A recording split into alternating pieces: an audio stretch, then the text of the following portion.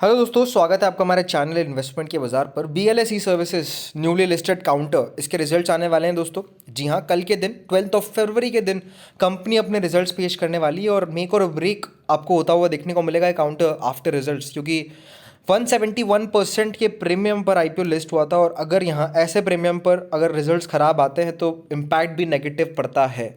तो अच्छे रिजल्ट्स काफ़ी ज़रूरी है इस काउंटर के लिए, आगे की तेज़ी के लिए। यहाँ पर आप देखेंगे तो 1.5% की तेज़ी आएगी दोस्तों पिछले दिन, 1.9 मिलियन के आसपास की वॉल्यूम। और लगभग अगर आप देखेंगे तो 12 तारीख को रिजल्ट्स आउट हो जाएंगे। अब ये नहीं पता कि दोस्तों मार्केट के दौरान आएंगे कि मार्केट के बाद आएंगे, बट 12 फरवरी को आपको NSE और BSE की वेबसाइट्स पर रिजल्ट्स शो होने लग जाएंगे।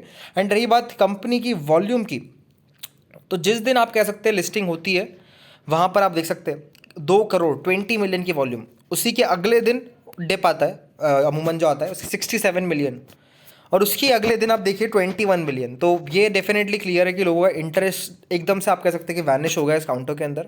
डिलीवरी भी अगर आप देखेंगे तो 25% 28% के बीच में है, तो खास डिलीवरी यहाँ पर भी नहीं है। एंड यहाँ पर अगर आप देखेंगे स्टॉक की रेंज की, तो 423 का स्टॉक का 52 वीक हाई या फिर कहे अपन ऑल टाइम हाई है, एंड 135 का इसका इशू प्राइस है। तो अभी इशू प्राइस से ऑलमोस्ट अगर आप देखेंगे तो 2 टाइम्स ऊपर ये काउंटर ट्रेड कर रहा है। एंड यहाँ पर अगर आप देखेंगे तो ये दोनों लेवल्स काफ़ी इंपॉर्टेंट है। एक तो 18.5% का हाई जो है 423 का, वो हाई भी स्टॉक टच कर सकता है अगर रिजल्ट्स अच्छे आते हैं। लेकिन अगर अपन लोअर साइड पर देखेंगे तो 13.6% का 52 वीक लो है, वो लो भी ये शेयर टच कर सकता है अगर रिजल्ट्स खराब आते हैं। तो ये दोनों लेवल्स काफ़ी इंपॉर्टेंट है और मुझे लगता है डेफिनेटली अगर रिजल्ट्स अच्छे आते हैं या फिर ऑन द लाइन आते हैं तो फ्लैट रहेगा, कंसोलिडेट करेगा और फिर तेज़ी करेगा। तो अभी रिजल्ट्स पर ही अपन कुछ बेट ले सकते हैं। अगर रिजल्ट्स अच्छे आते हैं उसके बाद ही आप सोच सकते हैं, क्योंकि लॉन्ग टर्म इन्वेस्टर्स का क्या होता है, वो रिजल्ट्स देख के आप कह सकते हैं कंपनी को होल्ड करते हैं। तो मेरी सलाह यही होगी, अगर आप लॉन्ग टर्म इन्वेस्टर है, अभी भी अगर आपका ऐसे IPO है तो कंपनी के रिजल्ट्स देखिए, उसको एनालाइज करिए एंड उसके बाद अपना डिसीजन रखिए लॉन्ग टर्म में रखना है कि शॉर्ट टर्म में रखना है। क्योंकि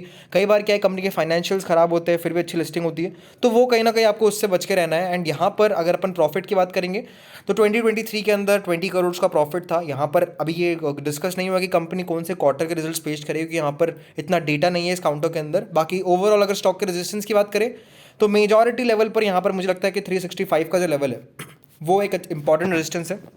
अगर 365 रुपये के ऊपर प्रोविजनल क्लोजिंग आती है तो एक अच्छे जोन पर एक शेयर ट्रेड करेगा, और उसके बाद जो रेंज बनेगी वो बनेगी 365 से लगाकर 395 की।